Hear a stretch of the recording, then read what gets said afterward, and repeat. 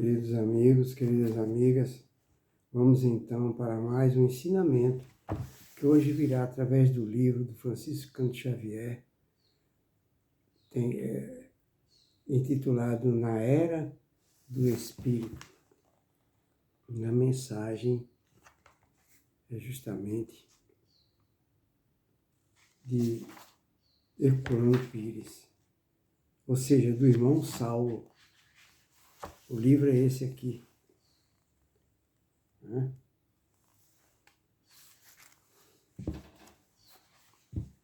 Então aqui ele vai falar sobre a dor e o tempo. Ele começa nos dizendo: as coisas naturais são constantes lições de paciência ao nosso redor. Repetindo, as coisas naturais são constantes lições de paciência ao nosso redor. Tudo no mundo nos ensina duas lições fundamentais. 2 pontos. A da evolução e a da imortalidade. Então, tudo que está ao nosso redor, que é natural, nos mostra que tudo se resume em evolução e imortalidade. Aí ele continua, porque tudo se desenvolve em direção ao futuro e tudo morre para renascer. Então isso significa que nada morre, tudo se transforma, porque se renasce, então não morreu.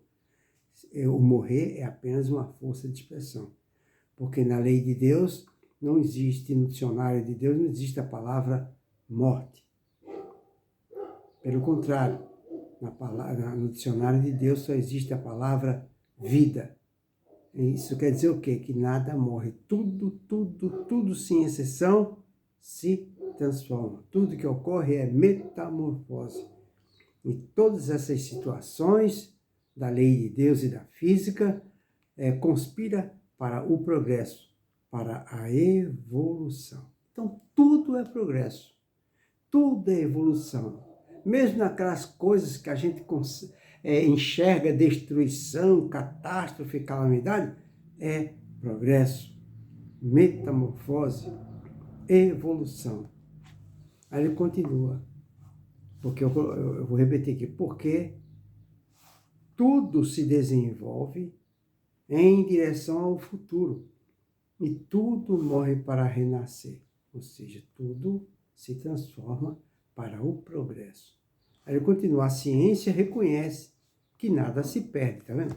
Então a própria ciência reconhece que nada se perde. Se nada se perde, nada se destrói, nada se acaba, ele quer dizer isso, a ciência sabe disso. Então isso quer dizer o quê? Que tudo se transforma. Então no dicionário de Deus não existe a palavra morte, tudo se transforma. Mesmo o nosso corpo, quando vai para debaixo da terra, ele não desaparece, ele passa por uma metamorfose. Na própria Bíblia está escrito, do pó vieste, do pó retornarás. Isso quer dizer que a gente vai se transformar em pó, embaixo da terra, que servirá de adubo, outra coisa qualquer, terá outra utilidade. Então, nada desaparece. Tudo se transforma. Então, continuando aqui, a ciência reconhece que nada se perde, tudo se transforma. A filosofia, mesmo em suas correntes mais atuais e mais negativas, reconhece a evolução geral e admite que o homem é um projeto, ou seja, uma flecha que atravessa a existência em direção ao alvo superior. Eu vou repetir essa parte aqui.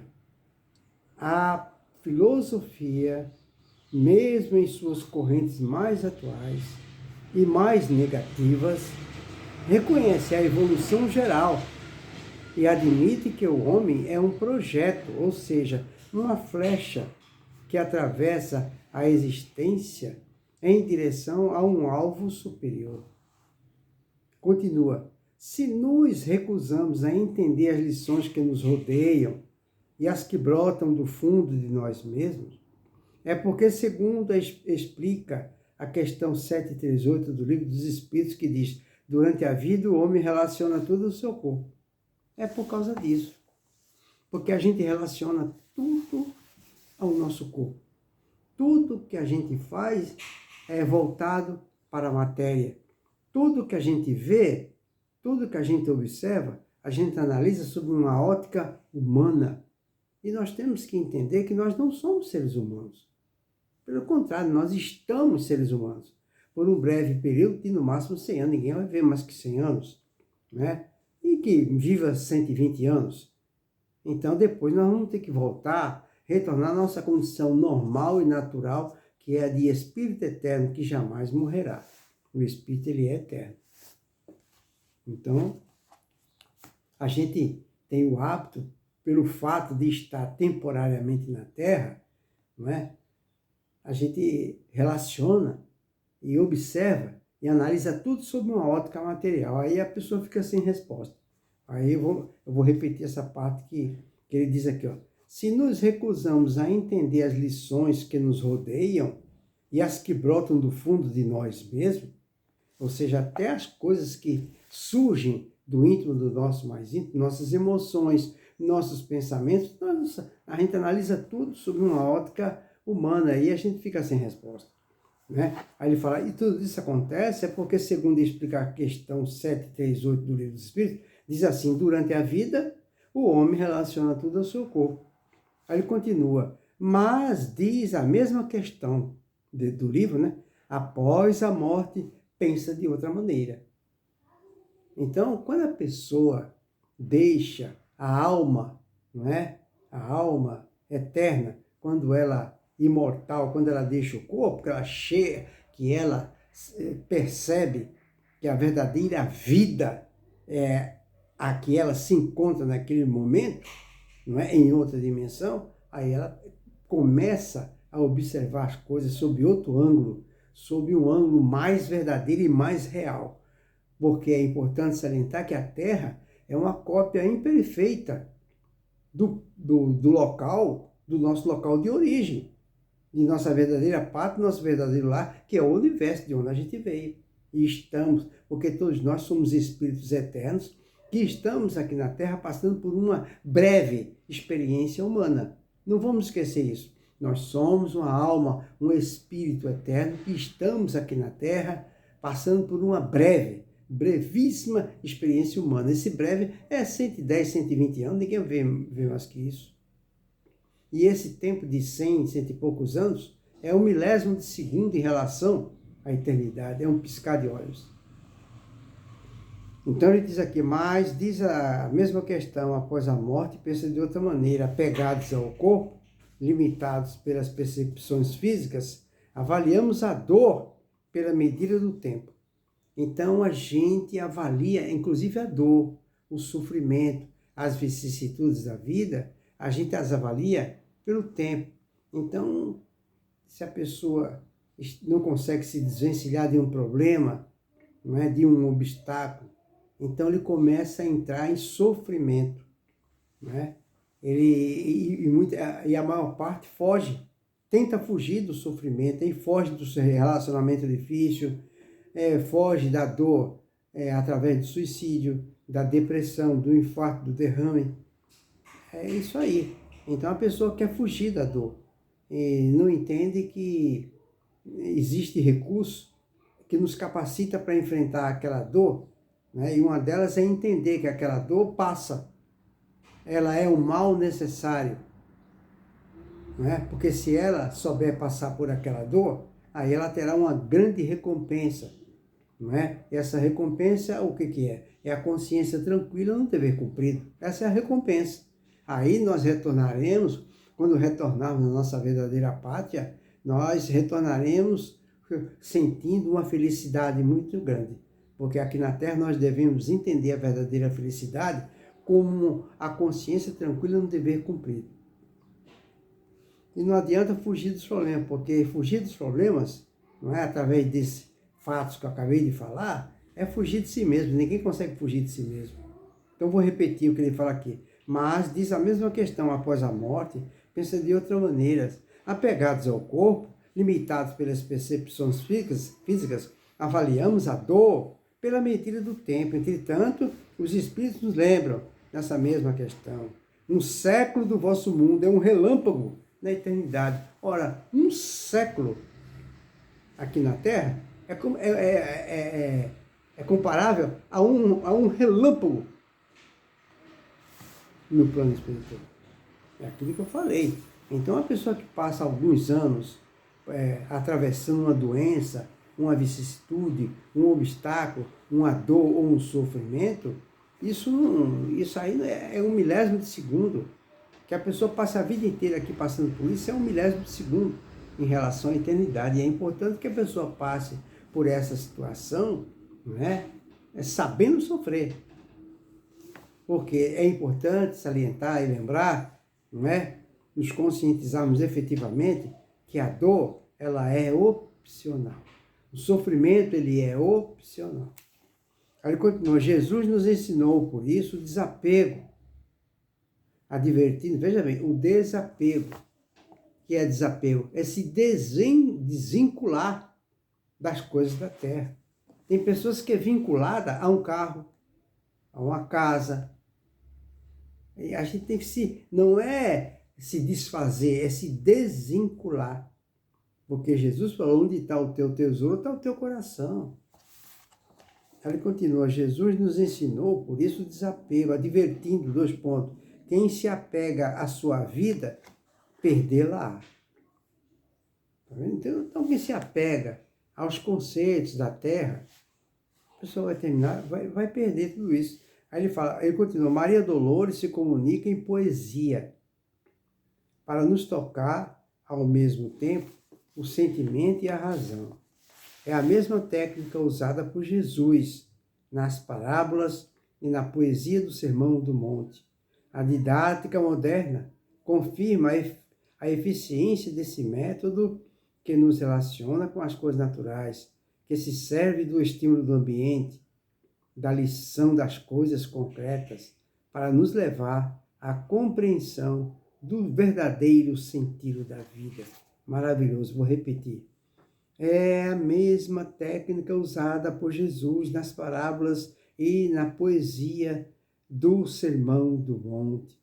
A didática moderna confirma a eficiência desse método que nos relaciona com as coisas naturais, que se serve do estímulo do ambiente, da lição das coisas concretas para nos levar à compreensão do verdadeiro sentido da vida. Aí ele continua, a dor, ensinou Leon Denis, discípulo e sucessor de Kardec, é uma lei de equilíbrio e educação.